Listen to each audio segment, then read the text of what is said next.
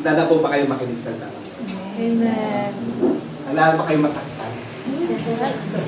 Sabi ng pakinggan ko, kapag di daw tayo nasaktan, dito tayo matututo. May tama ba yun? Kahit sa pag-ibig, no? Kahit lahat, tayo saktan tayo, natututo tayo. Pag di natuto sa saktan, anong tawag doon? Okay. Ang title po ng... Ano ba? Life of life? Right? Ano ulit ba? Connect naman. Ayaw. Ako tayo. Kaya- Ako nagpindot. Ay, ikaw na nagpindot. Kala ko nagpindot. Ako tayo.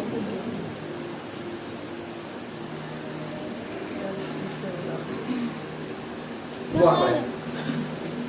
Nakabukas po ba? Ay, paano ba nalaman? Naka naman eh. Off, naka-off. Naka-on po. Yan na. Amen. Title po ng ating pag-usapan ngayon, The Gods We Still Bow to. Amen. Bago tayo, basahin ko muna yung unang ano natin. Yung sa Exodus 20 verse 3 to 5. Pakibasa po. You shall have no other gods before me. You shall not make for yourself a carved image or any likeness of anything that is in heaven above, or that is in the earth beneath, or that is in the water under the earth. You shall not bow down to them or serve them, for I, the Lord your God, am a jealous God, visiting the iniquity of the fathers of the children to the third and fourth generation of those who hate me. Amen. Tayo po ay umuwat ng lahat. Lord, maraming salamat, Lord, sa umagang ito. Buksan mo, Lord, ang aming isipan, ang aming puso, ang aming espiritu, Lord, upang makakunik, Lord, sa iyong salita. Maraming salamat, Lord, na i-open namin, Lord, ang aming kaisipan, Panginoon, patungkol sa pagkukorek mo po, Panginoon. Maraming salamat, Lord. I-bless mo, Lord, ang bawat isa na makikinig, Lord, ng iyong mga salita. Online man o face-to-face, Lord. Maraming salamat, Lord. At meron kaming matutunan, Lord, sa iyong mga salita at maikorek, Lord, sa aming buhay, Lord. Maraming salamat. Ito po ang may taas, Lord, sa buhay namin. Ito po ang aming samot na lang sa tanging pangalan ni Jesus. Amen. Amen. Amen. Ito yung chapter na iutusan ng ating Diyos ang mga Israelites na magkaroon ng isang Diyos lang at wala nang iba. At hanggang ngayon ay na-apply yan sa buhay natin. Amen ba? Amen. Amen. Usapan natin. Sabi, church, tayo yung church ha, idolatry is not just a relic of buried in ancient history. It is alive, breathing, thriving, just not carved into stone anymore. Kasi inisip natin, ang idolatry, ganyan ang itsura. Diba? Isang statue na sinasamba ng mga tao, ganyan ang itsura. Diba? Yan ang nasa isip natin pag sinabing idolatry. Amen? Ngayon pag-usapan natin, pa rin ba yung idolatry noon at ngayon? Sabi, idolatry has not died. Just gone digital. Amen? Tingnan mo yung mga sarili nyo. Sino kayo wala pang cellphone? Sino dito walang cellphone? Wala. Si Ate ano, may cellphone na? Ate Gemma, may cellphone Ate Gemma? O, meron pa rin, di ba? Sabihin mo, kung titignan natin ngayon, lahat tayo nasa digital world na. Wala nang sigurong bata. Kahit ngayon nakikita ko mga bata pastit, may cellphone. Di ba? Kumbaga, digitalized na tayo ngayon. Tama ba? Nasa cyber world. Sabi nga, ang idolatry daw, hindi na daw nasa card images, kundi nasa digital world. Tingnan natin kung totoo. Sabi, if God were to walk through our cities and our lives today, He would not overturn statues. I mean, He would overturn schedules, bank statement, search history, and priorities. Totoo ba? Ayan yung ating mga schedule sa ating mga trabaho na sobra-sobra. Diba? 48 hours, ang daming overtime kahit walang bayad. Kagoon. Walang bayad. At, tignan natin yung ating online banking. Di ba? Sino dito? Abi, ayaw namin online banking dahil Dami na scam sa online banking. Pero dadating din sa panahon na tinitingnan ko na dadating ang panahon na talagang mapipilitan ng tao mag-online banking. Kasi sa US, sa UK, sa mga first world country, hindi ka na makakakita ng papel na pera. Pag may nakita kang papel na pera, relic ka. Diba? Kung baka old school ka. Kasi si Ate Nene, sino ba ito punta sa Japan? Naglabas siya ng 10,000 yen. Nagulat yung mga hapon sa kanya. Pag may pera siyang ganun. Kumbaga, di pa sila nakakakita ng pera nila. Kasi, more on digitalist na sila. Lahat binabayaran through phone or card. Diba? Wala na, di na sila nakakakita ng tunay na pera. Tayo nakakita pa tayo. Nakakita pa ba kayo? Yes. May pera. Nakakakita pa. Ako 500 na. Yan, ang ating mga search history. Ano ba yung mga nasa search history natin? Nakikita ba sa history o naka-incognito? Ayaw natin pakita sa ating mga magulang. Natatawa yung mga kabataan. Kala nyo, hindi namin alam. Ba't naka-incognito? Para hindi makita ang search history. Bakit ba? May tinatago ba? Ha? Wala daw. Wala naman katagal. Hindi kayo nagsisearch sa incognito. Kasi ayaw nyo makita. May password yung mga paano nyo. The first commandment was not God's suggestion. It is a commandment. Amen? Commandment ba? Yes. Warning! Sabi, anything you put before me will eventually destroy you. True. Walang amen sa inyo ha. Amen ba? Amen. Lahat daw ng bagay o sino man na inuuna mo kaysa sa Diyos will eventually destroy you. Minsan hindi pa ngayon, pero in the long run, it will destroy you. Tingnan yung mga katabi mo. Sino para priority nyo? Diba? Kapag priority nyo si Lord, diba?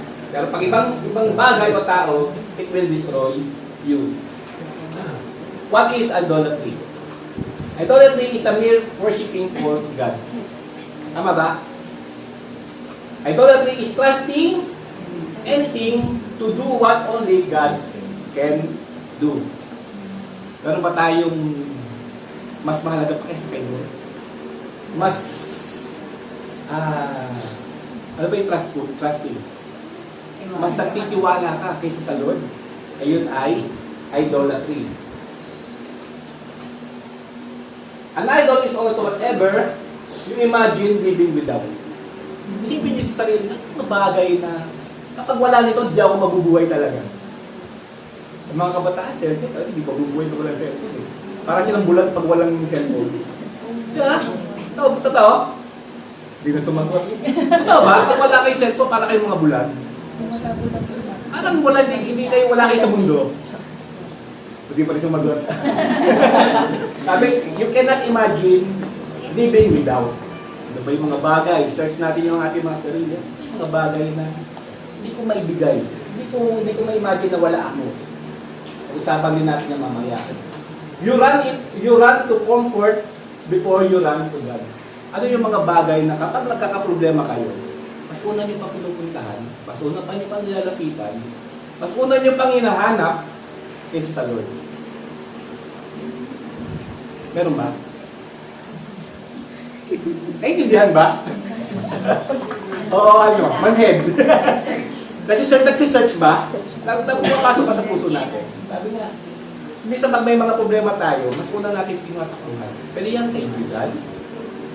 Pwedeng mga sino-sino ang bagay na pwede natin una kaysa sa Lord.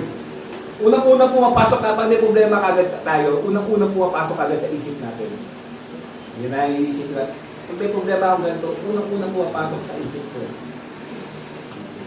Shape your decision more than God's word.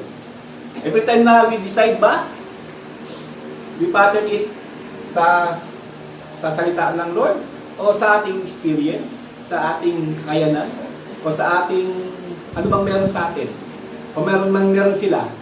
Diba? Minsan ang decision natin, nakashape dun sa bagay, tao, minsan sarili natin.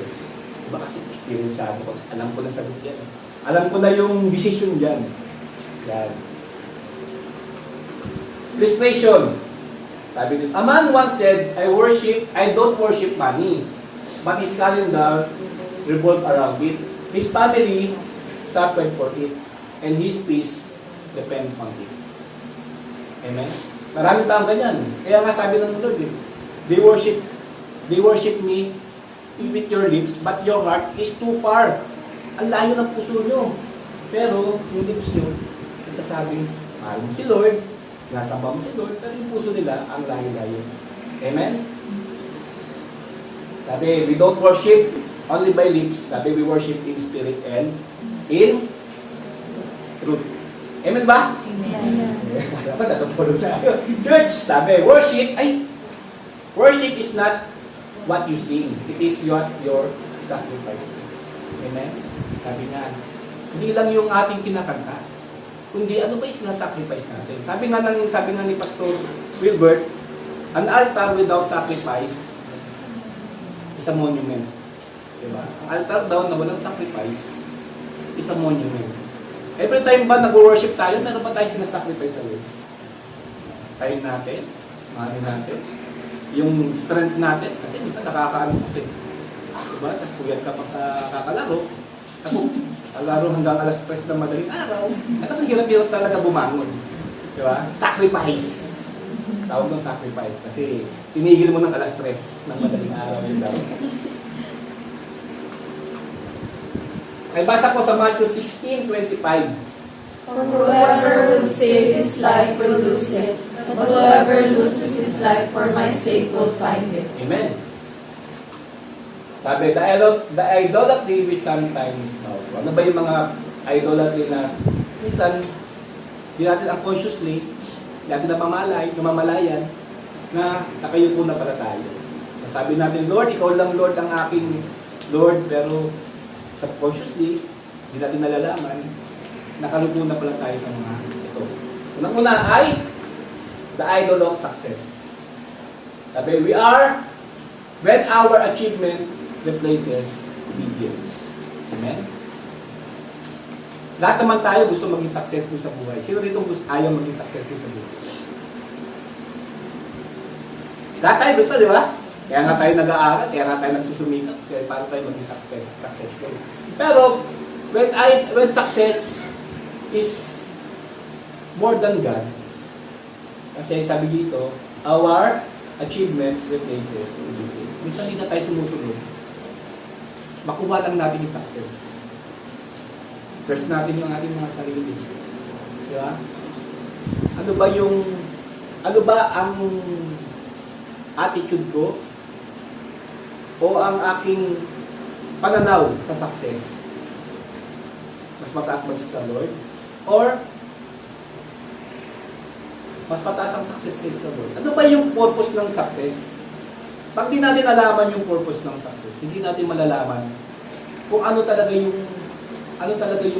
bakit tayo nagtatry para maging successful. Sino dito alam kung bakit siya nagtatry ng success? Ano yung purpose ng success? Para maging comfort lang sa buhay? Para lang merong, diba? Kasi yung isang pansarili pa rin. Hindi masamang maging komportable sa buhay. Pero kung ayun na ang nagiging inuuna mo kaysa sa Lord, ano ibig sabihin? May pinapapuntahan sa isa Lord, ay komportable ako sa bahay. Pero pinagagawa sa si Lord, ayaw mo. Kasi matatamaan yung success. Kasi baka ma-jeopardize yung success. Amen? Tahimik na kayo, parang ayaw na makinig ha. Sabi, itong sasabi ng mundo, we live in a world that preaches, climb higher, be seen, be known. Ayan ang standard ng mundo. Sabi, when success is not aligned with God, it can still look impressive on the outside. Maganda ating pananamit. Mukha tayong kapita-pitagan, naka-bihis na maganda. Diba, yung minsan ang standard ng mundo ng success eh. Kapag maganda ka-quote ka, Na naka-necktie, maganda yung damit. Nakakotse, di ba? May magandang bahay. Minsan, ayun yung standard ng success ng mundo. They look impressive on the outside, but often carries hidden cost in the inside. Kailangan balance eh. Diba, maraming successful, pero wasak ang pamilya. Successful na sa ibang bagay, sa business, pero matapatak naman sila. Di ba? Magkakaaway. Walang peace of mind. Yan may isa sa pinakamalaga sa buhay ng tao yung peace of mind. Amen. Ayun na nagpapahaba at nagpapakiti ng buhay ng tao. Peace of mind. Alam mo yung mga mga homeless people, at ang haba ng buhay nila. Wala siya inisip na problema. Kahit tama rin sabi ni Elon Musk eh, di ba? Yung mga, mas maikli daw yung mga buhay ng mga city na sobrang busy. Kunyari, sa Japan, mas malaki ang, maraming namamatay sa Tokyo kaysa sa probinsya. Kasi, sobrang workaholic, sobrang trabaho, wala nang pahinga, di ba, para maging successful lang sa buhay. Pero, problema, nagtotol sa kanilang buhay. Amen? Napanood ko kahapon yung mga iba-ibang, kasi ngayon daw sa anime, iba-ibang studio ng nag-anime. Nakakalungkot dahil ang dami ng problema sa mga empleyado. Isipin mo, sa isang buwan, 600 hours, isa-bisa lang na uuwi ng 3 days. Para lang may tapos yung isang project nila. Ganon sila. Yung isa nga, sa Kyoto Anime pa yun. Pagkamatay ng isa. Dahil sa sobrang work-related, yung pressure ba sa trabaho, hindi niya nakaya. Huwag sana tayo dumating sa ganong klaseng sitwasyon na yung buhay, para naghahabol lagi sa success. Amen? Hindi po problema ang success. Gusto ng Lord yan. Pero kung hindi naka-align sa Kanya, it will destroy us. Amen? It will destroy us. Kilala niyo siya? Ha? Sino nakakilala? Si Kurt Cobain, mga batang 90s, kilala yan, si Kurt Cobain. Si Kurt Cobain, ano yan? Yung sa kanyang grade school, Christian sila, born again. Pero pagdating niya ng teenager niya, titakbol niya na ang ating Diyos. Dahil pasikat na siya sa kanyang career. At ang career niya ay nangangailangan ng maraming oras at hindi niya kailangan ng Diyos doon sa career niya. At dumating yung panahon, yung sa pinaka-peak na ng kanyang career, dahil ayaw niyang maranasan yung pagbagsak ng kanyang career, ang ginawa niya, nagpakamatay siya. Kasi ayaw niyang maranasan na, kasi ganoon naman talaga kahit sino namang mga celebrity, di ba? Merong pinaka-peak talaga ng kanilang career. Pero hindi yung mananatili doon. Dadating dito, pababa. Sabi nga, in between walang hindi nawawala yung kanta yun. Kaya siya, yung pinaka-peak na ng kanyang career, nagpakamatay siya sa pamamagitan ng nagbaril siya sa kanyang bibig. Ginamit niya yung shotgun. Kaya, sayang, dahil bata pa siya, yung magulang niya mga Christian, pero dumating yung panahon, dahil sa success, na ayaw niyang, hindi niya kayang i-release, dumating yung panahon na pinatay na lang niya yung sarili. Amen? Ganun kagrabe, ganun ang standard ng mundo. Diba? Kurt Cobain. Sabi, here is the following effect of it. Success without peace. You may gain money, status, and influence, but lack of inner peace. Ayan, wala, without God yan ha. There's often restlessness, anxiety, fear of losing what was gained. Amen? Identity becomes fragile. When success isn't rooted in God, it's usually rooted in achievement, approval, or power. Lagi tayo lagi tayong naghahabol sa approval ng ating boss, ng ating kapwa, yung validation ng ating kapwa. Alam mo paano malalaman yan? Tingnan mo yung pag nag-post kayo sa Facebook, pagtingin kayo ng tingin ko ilan na nag-like, naghahanap kayo ng validation ng ibang tao. Tama ba? Ouch ba? Ha? Ay, hindi lang. Kasi meron mga tao talagang ganun eh. Yung talagang naghahanap sila ng validation ng ibang tao. Na yung kanilang sinabi o kanilang sinas out, eh, kailangan i-agree ng bawat tao. At meron pang mga tao na i-unfriend ka pag hindi mo nilike. Meron ba kayong kilala nun? Oo, marami tayong kakilala nun, di ba? Hindi nag-like na itong kaibigan mo na to i-unfriend nga kita. Naghahanap ng validation ng ibang tao. Eh, hindi natin kailangan validation ng tao. Alam bakit? Bakit kamo hindi natin kailangan validation ng ibang tao? Because we are created in the image of God. God validates us from the beginning. Amen? Kaya, kung ang ating identity ay nakasalalay o naka-rooted, hindi naka-rooted sa God, ayun ang nagiging problema natin. Sabi dito, that makes self-worth unstable. Kasi, ba't ka mo unstable? Kasi nakaasa ka sa validation ng ibang tao. Amen? Nagiging unstable siya. Kapag hindi ka na nilike, may naman nade-depress ka, nakaproblema ka na, tapos i-gagawin mo, mag-deactivate ka na. Kasi na-stress ka na. Sabi dito, because performance can rise and fall. Amen? Hindi tayo constant. Laging merong sa buhay natin, may pag-angat, pagbaba.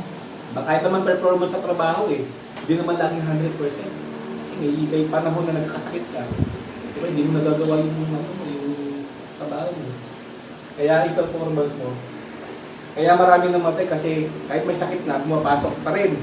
Kasi ayaw nilang mawala yung approval ng boss, yung validation ng boss, yung achievement niya, na maging employee of the month. Employee of the month ka? Hindi daw. Kaya mayroon wala na. Perfect attendance. Perfect attendance. Ang nakano isang taon.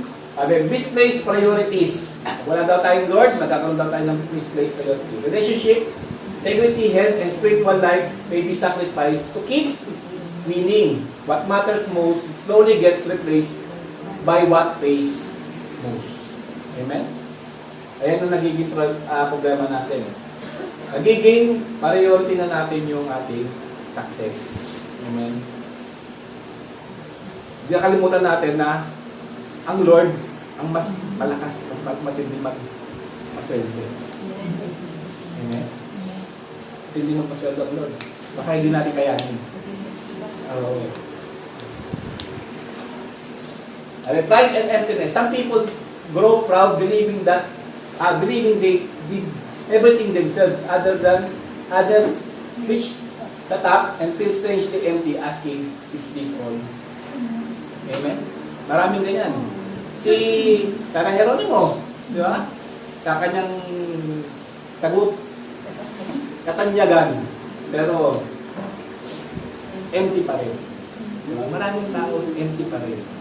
Mga celebrity na, nandun na sila sa turok ng tagumpay, ay empty pa rin.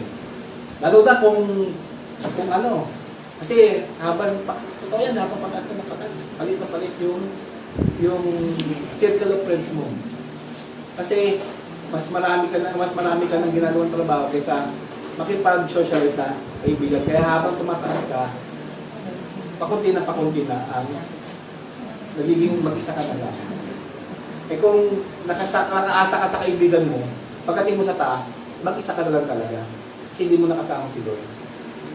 Hindi mo kasama si Lord. Kasi kung kasama mo si Lord, mawala man ng kaibigan mo, dahil sa success mo, pagdating mo sa taas, kasama mo pa rin si Lord.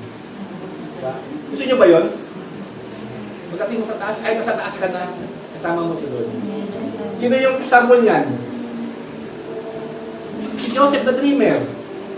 Diba? Naging pangalawa sa pinakamataas na posisyon sa Egypt. Diba? Nawala nga yung, nag-iisa na nga lang siya eh. Kasi binenta pa siya ng kanyang pamilya eh. Wala siyang kapamilya sa Egypt, nag-iisa siya. Pero ang malaga, kasama niya si Lord. Amen? Sabi, kahit na si Pero, sabi niya, dahil kasama ko si Lord, ikaw nga ang mamamahala ng aking, lahat ng aking lupain. Diba? Kahit yung Gentiles, kahit yung hindi nakakilala sa Lord, nakita na si Joseph kasama si Lord. Amen? Gusto ba natin kasama si Lord? Amen. Tunan natin yung puso natin kung talaga si Lord ang sa puso natin. Illustration, imagine a ladder leaning against a tall building. A man climbs in his entire life, step by step, working, grinding, sacrificing. When he reaches the top, he realized the ladder was leaning against the wrong wall. Nakasakit mo, no? Yung huling yugto na ng buhay mo, mali pala yung inakyatan mo. Ngayon may pag-asa pa. Alamin natin kung saan nakasandal yung ating goal. Sa ating sa success ba? O nakasandal sa ating Panginoon? Nakasandal ba sa ating Panginoon? O nakasandal sa anumang bagay na pinahalagahan natin kaysa sa Lord? Ito yung lumit na lang. Sabi ng boss niya, wrong wall. Lalo na siya sa taas eh. Sayang yung working, grinding, and sacrificing. Ayun pala! Pakiulit! Ayun pala. The ladder of success. The wrong word. Many today are successful, but spiritually empty.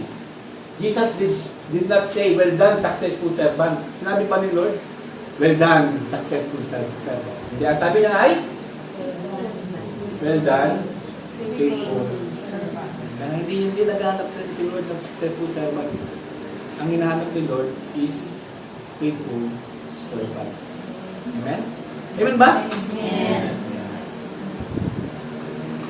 Pangalawa, the idol of money and security. Ano ba yung idol of money, the love of money? A god or mammon that cannot save. Money promises safety, but delivers anxiety. It says, if you have enough of me, you will be okay. Ayan ang standard ni money. Diba? If you have enough of me, you will be okay. But Ecclesiastes remind us, riches make themselves wing and fly away. Matthew 16:26. May basa po. For what will it profit a man if he gains the whole world and forfeits his soul? Or what shall a man give in return for his soul? Amen. Alam nyo ba ang buhay ng isang tao? Mas mahalaga pa sa anumang kayamanan ng mundo. Kasi yun, history, ba? Ano ba ang mapaprofit ng tao kung ma-gain naman ang buong mundo? Ibig sabihin ng value natin, higit pa sa anumang value ng mundo. Tama ba? Bakit natin ang hinahabol yung kayamanan ng mundo? Mas mahalaga pa rin yung buhay natin kaysa sa anumang kayamanan ng mundo. Ano ba yung priority natin? Kayamanan ng mundo o yung buhay natin? Wala nang sumagot. Ano ba priority natin? Kayamanan ng mundo o yung buhay natin? Kasi kung titignan mo, kapag namatay tayo at napunta tayo sa impyerno dahil kakahabol natin ng kayamanan, masasabi mo na walang ano. Mas mahalaga sa buhay ng tao. Diba, sabi nga ng mga matatanda wala kang madadala sa hukay. Kahit ano. Diba? Kahit ano, wala kang madadala sa hukay. Ano ibig sabihin? Kapag namatay ka, lahat ng bagay, walang nabali sa'yo. Tama ba?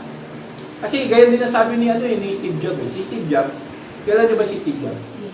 May-ari ng Apple computer. Nagkasakit siya, in 60s yata siya noon. Nagkasakit siya ng cancer. Pero realize niya na yung relo daw na suot niya na mamahalin, parehas daw lang daw ng relo na mura lang. Parehas daw na ibibigay na oras. Yung sasakyan daw na sinasakyan niya na sports car, parehas lang daw ng sinasakyan ng taong nagbabas. Makakarating din pa rin sa paroroonan. Ibig sabihin nun, yung last day of his life, na-realize niya na wala nang value. Tama ba? Sabi niya nga kung meron lang ako pwedeng bayaran tao na pwede ko ipasa yung sakit ko. Ipapasa ko. Kahit kalahati pa ng kayamanan ko. Ganun niya sinabi. Isipin mo ilang bilyon ng pera niya ni Steve Jobs. Yung company niya, na Apple. Diba kaya niyang bigay yung kanyang kayamanan, magdugtungan yung buhay niya. Pero sa later part ng buhay niya, realize na wala nang value. Kasi hindi niya na pakikinabangan yung anuman meron sa kanya. Amen? Amen. Kaya mas mahalaga ang buhay ng tao. Tingnan mo yung katabi mo. Mahalaga ba siya sa'yo? Of course. Mahalaga ba? Pahalagahan mo yung buhay mo at buhay ng kapwa. Illustration. In every financial collapse, we see the same picture. People staring at screen, shocked that the numbers they trusted vanish overnight. Yan. Lalo na sa mga ano. Diba? Kami nga yung sinubo kami napaiyak ako kasi wala na nga kami. Di ba? Nanding negative. Sila, bumagsak lang yung kanilang stocks. Sino ba yung, merong isang Hapon na ininvest niya yung kanyang stocks. Di niya alam, pagising niya, bumagsak yung stock market. Lahat ng pera niya, $200,000. Naubos yung kanyang ipon. Kala niya, tataas yung stocks. Pero, bumagsak pala, pagising niya, wala na pala yung kanyang ubos yung kanyang kayamanan. Kaya masyado siyang nag-trust. Pero, huwag kayo maniwala, yung may mga churches kasi na kapag nag-invest kayo sa Lord, dodoblihin ni Lord yan. Siksik-liklik at umakaw. Depende pa rin sa motive natin. Kasi meron ako napanood, isang businessman, hindi na pa ganun siya kaya rooted ka Lord.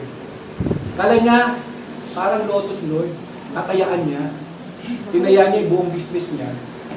At nung hindi nagdoble, binabawi niya ngayon sa church. Dinimanda niya yung church. At nagkaroon na kaso. Nagkaroon sila ng kaso. Gusto niya yung maibalik kasi sabi, mababalik na ni Lord. Hindi pa rin sa moment na yun. Diba? Hindi po si Lord ay hindi po siya parang loto na tinatayaan na kapag taya tayo, babalik agad ng doble, 300 points. Diba? Saan naririnig natin? Babalik ni Lord 100 points, 1,000 points. Depende yan sa motive natin. Ano ba yung motive natin kung bakit tayo nabibigay kay Lord? To gain? Isa, mali yung motive natin. Kaya tayo nabibigay. Kaya nabibigay kay Lord dahil sa thankfulness natin, dahil sa pag-save niya sa buhay natin. Binigyan tayo ng buhay. Binigyan tayo ng just araw-araw. Nung nagising pa tayo. Diba? Thankful tayo. Thankful na po Lord na nagising pa ako. Kasi kagabi parang may sumasakit sa likod ko. Nakagising pa tayo, kaya nagbibigay tayo sa Lord. Dahil thankful tayo sa Lord. Sa biyayang binigay niya at buhay pa tayo. Kasi kung di pa tayo mabuhay, wala rin magkatrabaho natin. Diba? Money is a cruel God. Love of money. Why? It demands loyalty. It fuels fear. It offers no forgiveness. You can lose money in a moment. But when God is your refuge, no storm can bankrupt your soul. Amen? Amen ba? Amen. 1 Timothy 6:10. Pakibasa ko. The love of money is the root of all kinds of evils. It is through this craving that some have wandered away from the faith and pierced themselves with many pangs. Pangatlo, the idol of self. Pakitignan niyo yung sarili niyo. Idol ko ba ito? Ano nga, sarili mo, idol ko ba ito? Tingnan natin kung talagang idol mo yung sarili mo o hindi. The loudest idol of our age is self. Follow your heart. Be true to yourself. Ayan yung mga nasabi lagi ng standard ng mundo. Follow your heart. Narinig niyo ba yan?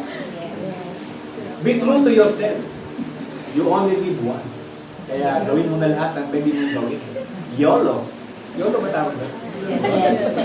Don't let anyone tell you who you are. Amen. Walang pwede magsabi kung sino ako. Yan ang idol of self. Jeremiah 17:9. Deceitful above all things and desperately sick, who can understand it? Amen. Pakibasa po, sabi ni Sturgeon. If any man thinks himself to be good enough for heaven, he has never really understood the meaning of sin, nor the holiness of God. Amen. Minsan mga tao may sarili-sarili diskarte para makapunta sa langit. Diskarte ko to. Scriptures describe a person without God. Life without true spiritual direction. Ang tao daw na walang Diyos ay a life without true spiritual direction. Without God, a person becomes their own ultimate guide. Tama ba? Decisions are shaped mainly on the feelings, culture, or self-interest, which can lead to confusion and inconsistency in value. Amen? Person without God, ang kanyang guide is sa kanyang sarili. Ang problema no, bakit ang problema pag ang guide mo ang sarili mo? Kasi kung alam mo, sa tingin mo tama ka. May tama ka. Ano bakit? Magiging, opinion na yun.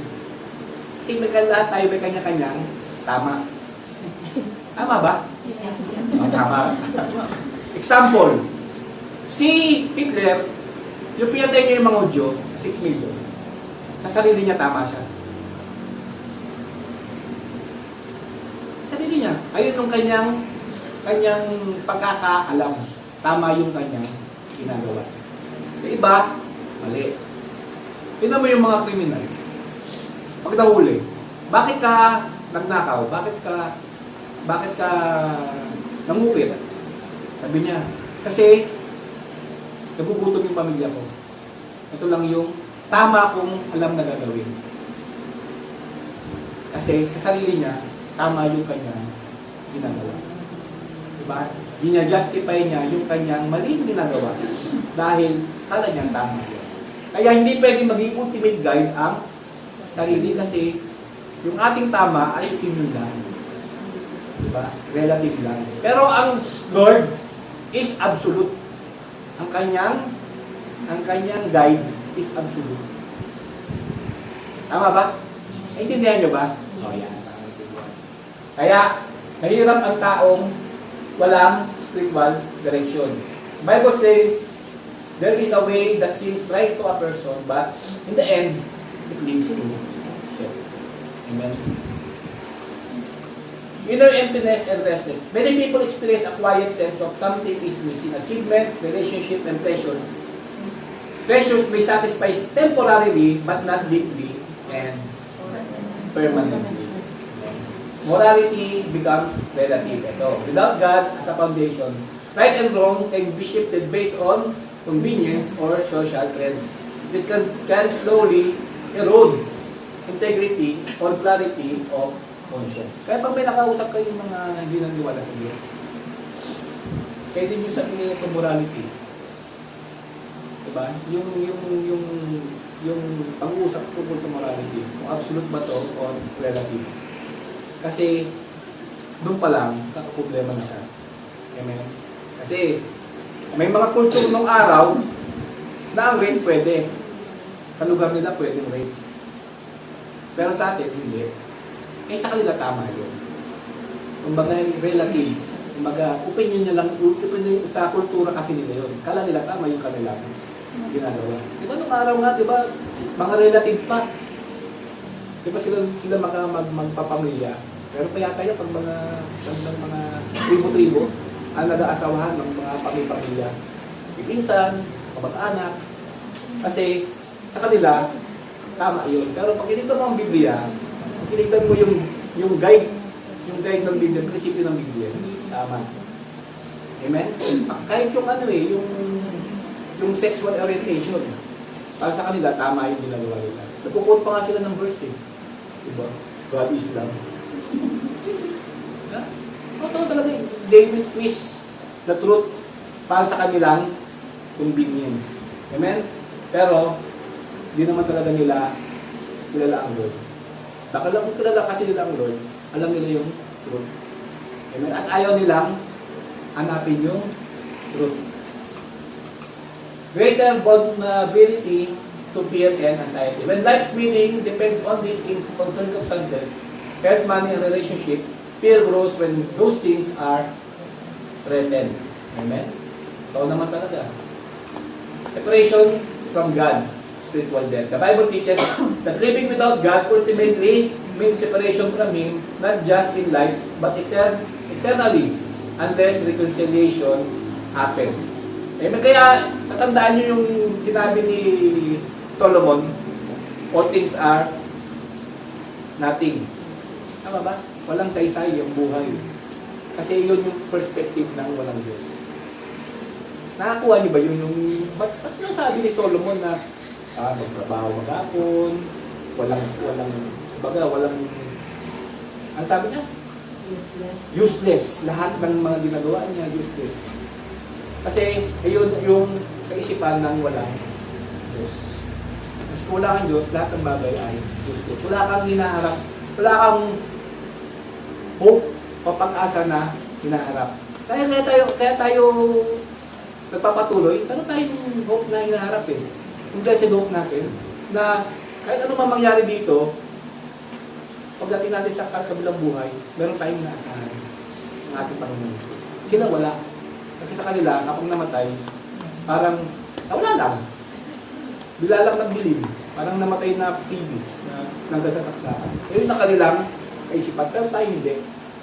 Meron tayong pag-asa ang hinahanap. Amen? Limited understanding of purpose. Life may focus mainly on survival, treasure, and legacy, rather than eternal purpose, service, and love rooted in God's design. Amen? Loss of eternal hope. Without God, hope often ends at death. With God, suffering, death, and injustice are placed without larger story. Within a larger story of redemption. Illustration. A broken compass still points somewhere, but never north. Follow your heart without God is not freedom. It is a slow self-destruction. Ang sirang compass daw, tuturo yan kahit saan. Pero hindi ka tuturo yung kung saan yung north. Kasi mali na siya ng kanyang direksyon. At ang tao daw na walang Diyos, parang ganun din. Kung saan na lang hahanginin. Jesus does not crown the self. He crucifies it.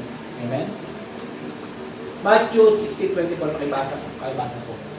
Then Jesus told his disciples, if anyone would come after me, let him deny himself and take up his cross and follow me. Amen. Sabi ng mundo, follow your heart. Sabi ng Lord, follow me. Sabi ng mundo, follow your heart. Pero sabi ni Jesus, hindi follow your heart. Follow me. At pag-follow natin Jesus, ang kailangan natin ay, requirement ay, deny yourself, take up your heart. Amen? Kaya huwag kayo maniniwala yung follow your heart. Sinabi ng boss, sundin mo lang yung puso.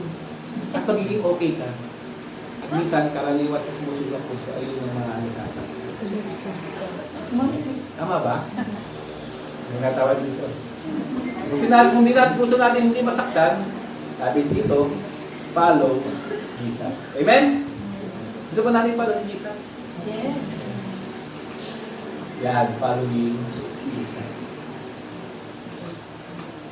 Pang-apat is the idol of distraction. A generation too busy to hear God.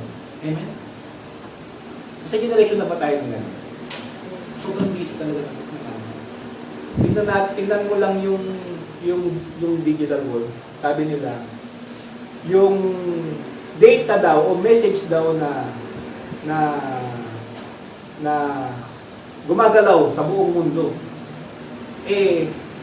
petabyte, hindi na terabyte ha. Sobrang daming na data ang umiikot. Tama ba? Sa buong mundo. Kaya nagkaroon ng distraction sa atin. Diba? Paano mo laman? Pangising pa lang. Ayun sino nang initignan. Message ni Crush. Wala si Crush. Ito pala. Message ni Idol. Sino yung Idol? Tignan nyo yung ano mo. Tignan mo yung Facebook mo. Kung ano yung lagi lumalabas sa Facebook mo, yun ang Idol. Ano lagi lumalabas sa Facebook?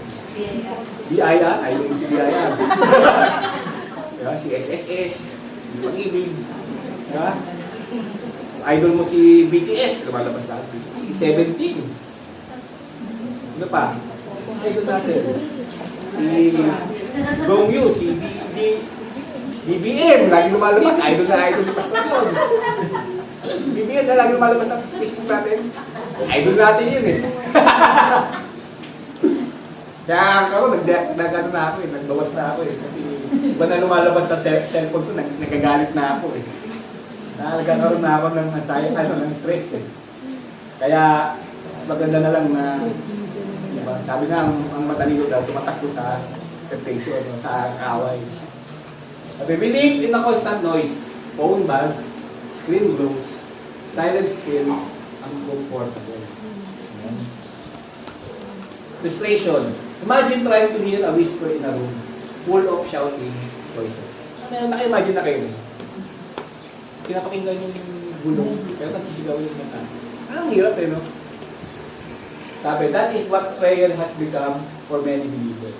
God is speaking, but we are never still enough to listen. Amen? Meron ba bang revelation? Patuloy nagbabasa tayo. Meron ba bang revelation natin? Meron ba bang pinapagawa sa atin si Lord? Ano naniwala every time na tanggap tayo ng salita ng Lord. Merong rema o living word na ito yung pinagagawa sa akin ng Lord. Meron ba? Meron ba? Amen. Sabi nito, Psalms 46 verse 10, Be still and know that I am God. but stillness strengthens idol. So distraction keep us asleep. Okay. Kaya ayaw ng kaaway na tayo ay manatili sa Lord. Gusto niya tayo ay slave ng distraction. The more time you spend with someone, the more you look like them. Ito ba? Idol mo nagiging cosplayer ka na, no? Diba? Yung elf na idol mo, nagiging gawagano na rin yung tenga mo. Kasi idol mo yun. Diba, kung ano yung ginagawa niya, anong damit niya, kung idol mo, anong damit niya, ginagaya mo, paano siya manalita, paano siya maglakad. Diba, kasi ini-imitate mo eh. Kasi idol mo nga eh. Diba? Totoo naman yun, diba? Kung sino yung idol mo, dali mo, ano kaya kinakain niya? Kakainin ko rin. Kasi, diba? Ano kinakain niya? Anong lahat ng ginagawa niya? Ini-imitate mo. Kasi, idol mo nga. Kaya tignan natin yung ating, the way we speak, the way we think, the way we live, walk. Tignan natin, i-evaluate natin. Sino ba yung sinusundan ko? Sino ba ang nagiging itsura ko? Nagiging Christ-likeness ba ako? Or nagiging ibang idol na nagiging naging itsura. Diba? Yung sa mga extreme nga eh. Yung sobrang idol nila sa Barbie. Nagpa-retoke sila kamukha ng Barbie. Diba, meron mga extreme na gano'n. Talagang permanent, talagang nagpapa-retoke sila ng mukha ng kanilang idol. Diba, may napanood nga ako yung sobrang idol niya si Angelina Jolie. Ang itsura niya, naging zombie. Naging corpse, grabe. Sobrang extreme na yun. Diba? Sobrang extreme na sa kanya idol na gusto nila maging kamukha. Amen? Tayo, ang ating hinahabol na ating kamukha ay Kristo. Diba? Be Christ likeness. The more you time you spend on something, the more become a habit. Tama ba? Ano ba yung mga habit sa ating buhay? Ano ba yung lagi tayong spend ng time? Diba? Ayun yung magiging ating habit. Tama ba? God destroys idol before they destroy us. Amen? Every time na ang Lord, ang Israelites ay sumasamba sa idol, ang ginagawa ng Lord, narusahan agad sila, kinakastigo agad sila. Diba? Si Moses, kumuha ng 10 Commandments, pagbabalik niya eh. Meron na kagad na golden toro dun sa golden bull dun sa ano ng mga Israel. Sobrang galit niya ito, nahahagis niya yung gano'n. Hindi ko pa nga nababasa yun. Doon, hati yung lupa, kinain sila lahat. Diba? Destroy sila lahat. At, sabi nga, God destroys idol before He destroys. Mahal tayo ng Lord. Diba? Mahal sila ng Lord din. Kaya sila pinarusahan eh. Mahal ba sila ng Lord? Kaya sila pinarusahan. Kasi, God loves yung kanyang anak na kanyang dinidisiplina. Amen?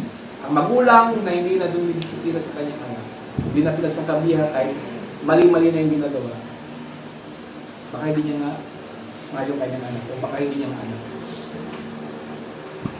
God's anger towards idol is not cruelty. It is mercy and love. Why? Why daw? Pakibasa sa Exodus 25. You shall not bow down to them or serve them, for I, the Lord your God, am a jealous God, visiting the iniquity of the fathers on the children to the third and fourth generation of those who hate me. Amen. Bakit nagagalit ng Lord? Kasi our Lord is a jealous God. Ito yung jealous na mabuti. Meron ba jealous na mabuti? Si Lord yun. Jealous na mabuti. Ano ibig sabihin? Tingnan natin sa ating book, sa ating illustration lang. Pag nakita ko si Bajik may holding hands, naglalakad, ay karapatan ba akong magalit? Yes. Karapatan magalit. Kasi meron kaming agreement eh. Meron kaming usapan, meron kaming oath na sinumpaan. Di ba? Nung kami ikasal. Ay, hindi pwede yun. Magagalit talaga ako. Ganun din ang Lord. Makita ka ni Lord, may karoon kang kahawak-hawak na ibang idol. Tingin mo may karapatan magalit si Lord. Nakita niya si Mike. Uy, dami mong biling-bingo. Hindi Bible. Ay, ano. Sino ba ang idol mo? Diba? Kasi ang Lord ay a jealous. Ano mang bagay, ano mang tao, ano mang sino man na inuuna mo kaysa sa Lord, eh, may karapatan ng Lord na ang jealous. Amen. Ito naman itong selos na ito, ano naman ito eh. Para tayo makuha yung attention natin. Amen? Makuha yung attention natin. Idols. Promise life, but bring joy. Ayan. Demand everything, but give nothing. Enslaved while pretending to be. Amen? Yan ang idol. Kala mo, blessed na blessed ka. Diba? Ano ba yung mga, minsan, may nangyalagay pa tayo sa mga bahay ng papaswerte. Kasi, nakadepende tayo doon kasi kayo. Talaga yung mga papaswerte. Si Budang maliliit. Tapos ano ba yung mga papaswerte sa bahay? Luya. Mga, ano ba yung na ngayon? Merong palaka na may dalang pera. Diba? Yung ganun na Pusa. Pag nakadepende na tayo doon, kaysa sa kay Lord. Diba? It will enslave us, pretending to be. Yes. Kasi ang source ng lahat ng bagay ay ang Lord lang. Diba? Yan lang yung source ng lahat ng bagay. Illustration, a firefighter does not hate your house when he breaks down the door. He hates the fire that will kill him. Amen? God tears down idol because He refuses to share you with anything that will ruin you because He loves you. Amen? Mahal tayo ng Lord? Amen. Amen? Mahal tayo ng Lord.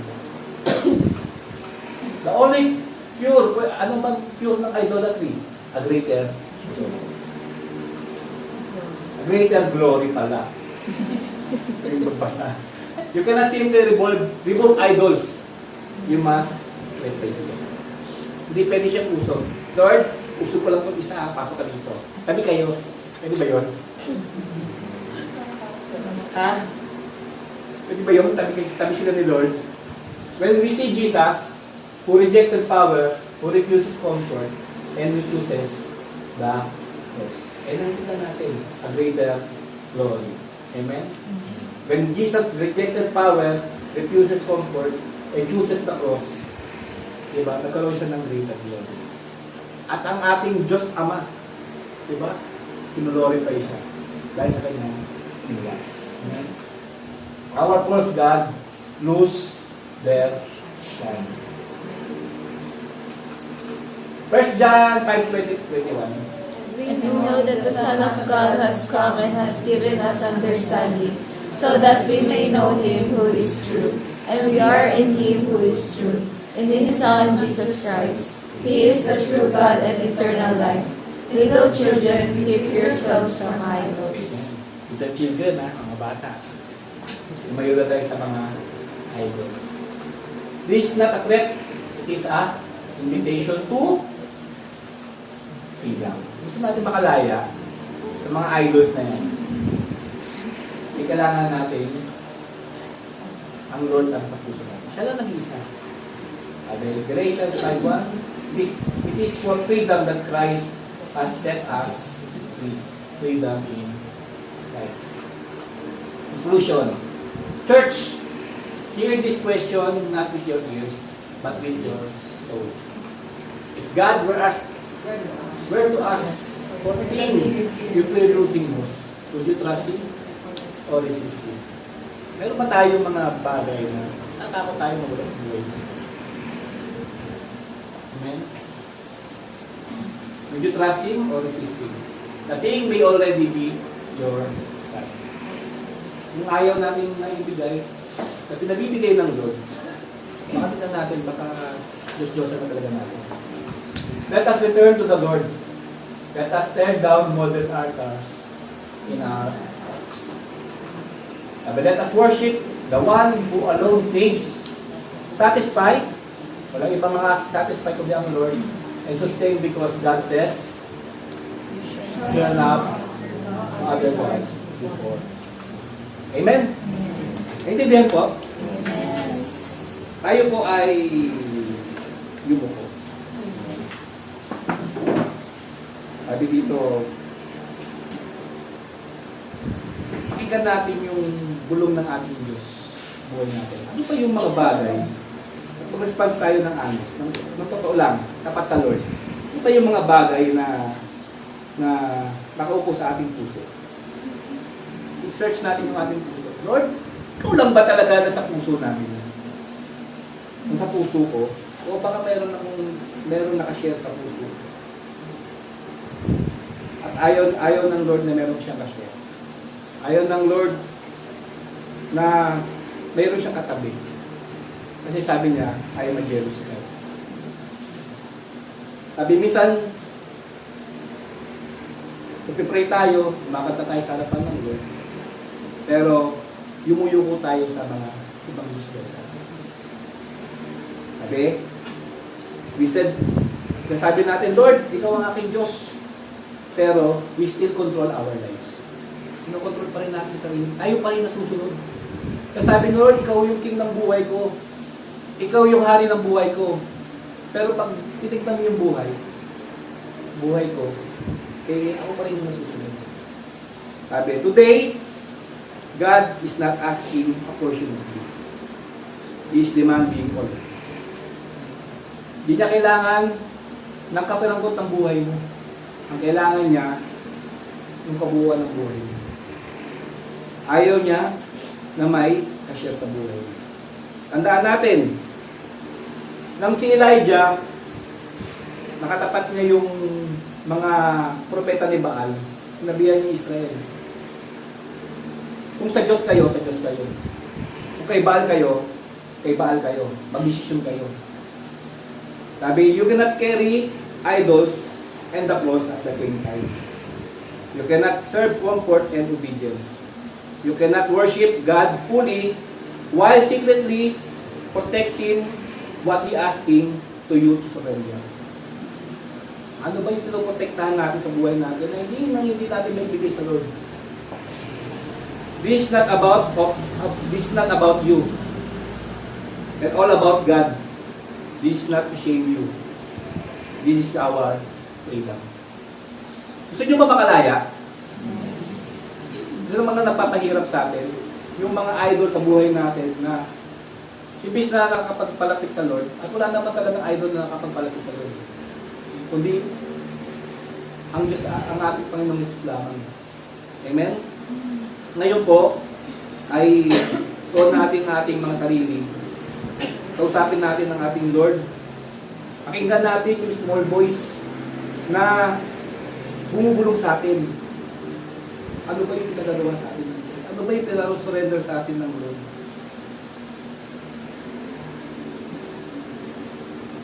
Jesus not asking you to clean yourself. He asking you to come Him and die to yourself so you can truly live. Hindi lang linisin ang ating buhay, kundi mamatay tayo sa anumang bagay na naglalayo sa atin sa Lord. Amen. Sabi, God is calling you to tear down. You have been spiritually distracted in the distance. You love God, but not first. Saan hindi natin love si Lord? Nasabi natin love natin si Lord, pero malayo ang puso natin sa Kanya. Sabi, you want fully surrender, but partially obey. This is not about emotion, this is about alignment. Amen? Let's pray. Lord, we confess, Panginoon, yung mga bagay, Lord, sa puso namin na mag-replace sa iyo. Maraming salamat, Lord, at binigyan mo kami, Lord, ng kaliwanagan. Yung salita, patawarin mo kami, Panginoon. We surrender all to you, Panginoon. Maraming salamat po, Panginoon, sa freedom na binigay mo, Lord.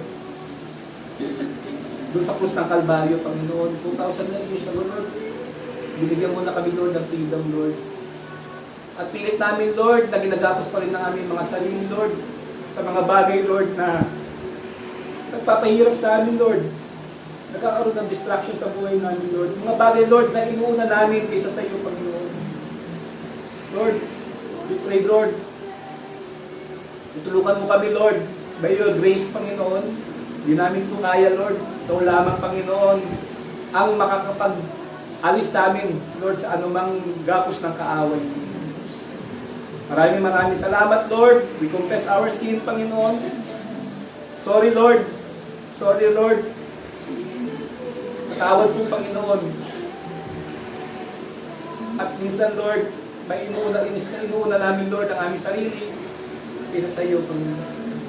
Maraming salamat sa iyong banal na Espiritu na mag-empower sa amin para magawa namin, Panginoon, yung journey, Lord, ng aming buhay, Lord. At Lord, makaharap ka namin, Lord, ng face-to-face, Lord. At masabi mo, Lord, well done, my faithful servant. Maraming salamat, Lord. I-bless mo, Lord, ang bawat isa. I-bless mo, Lord, ang buhay ng namin, Panginoon. Maraming salamat, Lord, sa alignment, Lord, na ibinigay mo sa amin. Ikaw po ang may taas, Lord, sa buhay namin. Maraming salamat po. Ito po ang aming samot na lagi. Sa tayong pangalan ni Jesus. Amen.